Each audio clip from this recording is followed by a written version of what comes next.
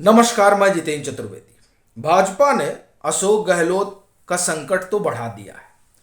यूं तो अशोक गहलोत खुद अपनी पार्टी के भीतर जो रसाकसी चल रही है उससे जूझ रहे हैं, और फिर सरकार को लेकर जिस तरह के हमले हो रहे हैं वह भी उनके लिए समस्या का सबब बना हुआ है।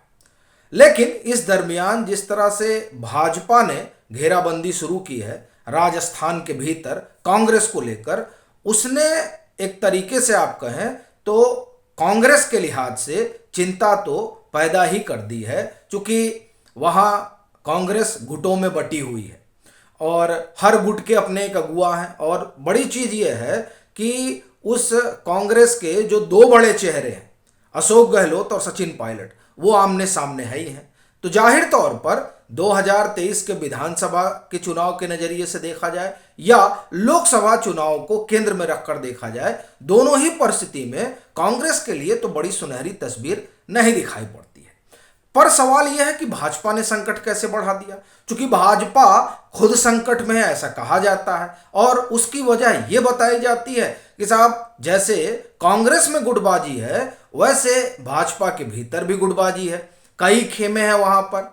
और ऐसी खेमेबंदी में आखिर भाजपा कैसे कांग्रेस से दो दो हाथ करेगी, और फिर ये बात कहां से उठती है कि वो कांग्रेस के लिए किसी तरह का संकट पैदा कर सकती है। तो दरअसल बात हम लोग इसी पर करेंगे कि कैसे वो कांग्रेस की जमीन खिसका रही है। एक तो जो आप कहिए कि राजस्थान का अपना एक पैटर्न रहा है सरकारें हर 5 साल बाद बदल देने का, वो तो है ही है, लेकिन उसके साथ ही एक चीज और जो वहां काम कर रही है अशोक गहलोत सरकार के खिलाफ, दो चीजें हैं जिस पर सवार होकर उन्होंने सत्ता हासिल की थी या कांग्रेस ने सत्ता हासिल की थी। एक किसान कर्ज माफी और दूसरा बेरोजगारों को रोजगार। बड़ी दिलचस्प बात यह है कि इन दो मसलों पर बात हो ही नहीं रही है, क्योंकि ये वो दो मसले हैं जिसे माना जा रहा है कि कांग्रेस सरकार को बाहर फेंकने में सत्ता से बड़ी भूमिका निभा सकते हैं। लेकिन यह सब तभी मुमकिन है जब जो मुख्य विपक्ष हो वो मजबूती से खड़ा हो, और यहां पर जो मुख्य विपक्ष भाजपा है उसके भीतर खुद ही गुटबाजी है, तो फिर वो कैसे उससे पार पाएगा और मजबूती से जमीन खिसका पाएगा। तो जब आप इन सवालों से रूबरू हों तो आप थोड़ा घटनाएं देखिए। वो दरअसल घटनाएं ये बताती हैं कि भाजपा किस तरीके से आगे चल रही है। उसे पता है कि जो राजस्थान भाजपा के भीतर गुटबाजी है वो उसके राह का सबसे बड़ा रोड़ा है, वो चाहे विधानसभा चुनाव निकालने की बात हो या लोकसभा में ज़्यादा से ज़्यादा सीटें हासिल करने की बात हो। तो इस नज़रिए से वो उसने तकरीबन तकरीबन ये माना जा रहा है कि तय कर लिया है कि साहब प्रदेश इकाई के किसी नेता की अगुवाई में चुनाव नहीं लड़ा जाएगा, फिर वो चाहे वसुंधरा राजे हों, चाहे सतीश पुनिया हों और चाहे और तमाम नेता हो। वैसे तो आप देखें अगर तो भाजपा के पास तो एक लीडर्स की गैलेक्सी है राजस्थान में, लेकिन वो गैलेक्सी जो आपस में टकराव जब होगा तो दरअसल पूरा आप ये कहें कि उनका जो वोट है वो बिखर जाएगा। तो इस लिहाज से भाजपा ने तकरीबन ये तय किया है कि चुनाव जो है वो मोदी के चेहरे पर होगा। अच्छा, और इसके संकेत भी साफ मिल रहे हैं। आप अगर गौर करें पिछले 3-4 महीनों के घटनाक्रम पर तो आप ये पाएंगे कि प्रधानमंत्री लगातार राजस्थान जा रहे हैं, और आप देखिए कि उन्होंने दरअसल राजस्थान को लेकर जो तान कसी थी वो मुझे लग रहा है ये संभवतः सितंबर की बात रही होगी जब वो आबू रोड पहुंचे थे, और वहां वो नवरात्रि का समय था और वो लेट से पहुंचे। जब वो लेट से पहुंचे और फिर चूंकि 10 बज चुका था, और 10 बजने के बाद जो अपने एक नियम कानून है उसके तहत आप माइक से भाषण नहीं दे सकते हैं, तो उस पूरी सभा से दंडवत होकर उन्होंने क्षमा प्रार्थना की थी। ऐसा लगता है कि वहीं से प्रधानमंत्री नरेंद्र मोदी ने राजस्थान के राजनीतिक रण की आप ये कहें कि बिसात बिछाना शुरू कर दी थी। और फिर संभवतः नवंबर की बात है जब वो उनका संभवतः बांसवाड़ा में कार्यक्रम होता है, और उस कार्यक्रम के जरिए वो इस बात का संकेत देते हैं कि दरअसल राजस्थान में कौन चेहरा होगा जिस पर चुनाव में भाजपा उतरेगी, तो वो पीएम का चेहरा और निशान कमल। ये चीजें तकरीबन स्पष्ट होने लगी थी। और ये वही दौर था जब गुजरात में चुनाव होने थे।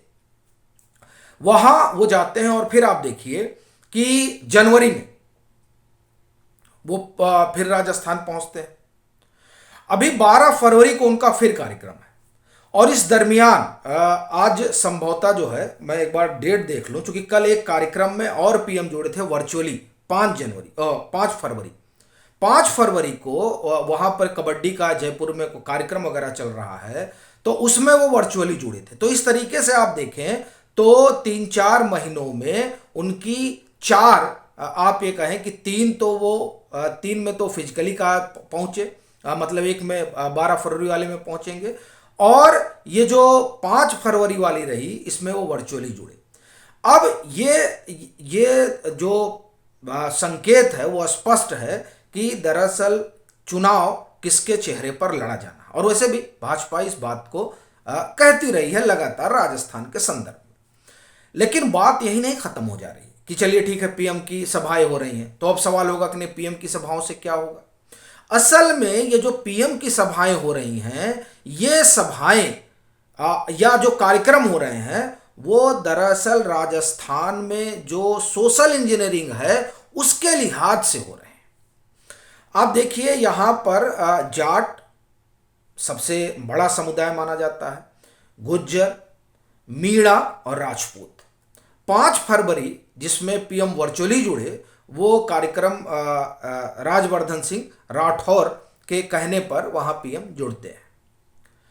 अभी जब पीएम नवंबर में जाते हैं तो वो दरअसल जनजातीय समाज से जुड़ा हुआ कार्यक्रम रहा जहां प्रधानमंत्री नरेंद्र मोदी गए। अभी जब वो इधर देवधामगढ़ में जाते हैं तो वो दरअसल गुज्जरों का एक आराध्य आप कहिए कि वो स्थान है, वहां पीएम जाते हैं। और वो दरअसल एक सांस्कृतिक कार्यक्रम रहता है और वो जो बोर्ड है वही उस कार्यक्रम को आयोजित करता है। अर्जुन मेघवाल भी वहां होते हैं क्योंकि वो संस्कृत मंत्री हैं। और अब जो सभा है वो पूर्वी राजस्थान में है, मीणाओं का गढ़। अब आप देखिए कि इस तरह से कैसे सोशल इंजीनियरिंग हो रही है। और ये माना भी जाता है कि अगर ये जो 4 बिरादरियां हैं इन्हीं यही तय करती हैं, चूंकि अगर आप देखें तो कम से कम अगर सिर्फ मीणा, गुज्जर और जाट मिला लिया जाए तो तकरीबन 120-25 सीटें जो है ये समुदाय कवर करता है। तो अब आप देखिए कि भाजपा किस तरह से लगी हुई है अपने सबसे बड़े चेहरे को मैदान में उतारकर। और भाजपा का सबसे बड़ा चेहरा जो है वो प्रधानमंत्री नरेंद्र मोदी है। और जब वो मुकाबिल होंगे राजस्थान में तो जाहिर तौर पर समस्या और संकट दोनों बड़ा तो रहेगा ही, कांग्रेस के सामने भी, वहां के मुख्यमंत्री के सामने भी और कांग्रेस की प्रदेश इकाई के सामने भी। एक और दूसरा, ये जो तमाम सोशल इंजीनियरिंग चल रही है उसने तो स्वाभाविक तौर पर वो कांग्रेस की जो अपनी जमीनी स्थिति है उसे कमजोर करेगी। और जो भाजपा की अपनी कमियां हैं, गुटबाजी वगैरह, उस पर जिस तरह से लगाम लगाने की कवायद चल रही है, खासतौर से बिना चेहरा जाने की, उसका भी एक असर तो पड़ेगा ही। तो इस लिहाज से ऐसा लग रहा है कि राजस्थान में भाजपा ने कांग्रेस के लिए एक समस्या तो खड़ी ही की है। अब क्या होगा ये समय बताएगा, लेकिन जिस तरीके से फूंक फूंक कर कदम भाजपा रख रही है, बावजूद इसके कि उसके प्रदेश इकाई में भी कई तरह के अंतर विरोध हैं, ऐसा लगता है कि इन सब से वो शायद पार पा ले और जो पैटर्न वहां रहा है उसी पैटर्न के तहत भाजपा भी आगे चली जाए। बाकी आप इस पूरे मुद्दे पर क्या सोचते हैं वो आप जरूर साझा कीजिए, और मतांतर से नहीं जुड़े हैं तो जुड़िए। और साथ ही साथ अगर आप राजस्थान से हैं तो वहाँ से जुड़ी तमाम राजनीतिक गतिविधियों को मतांतर के साथ साझा कीजिए।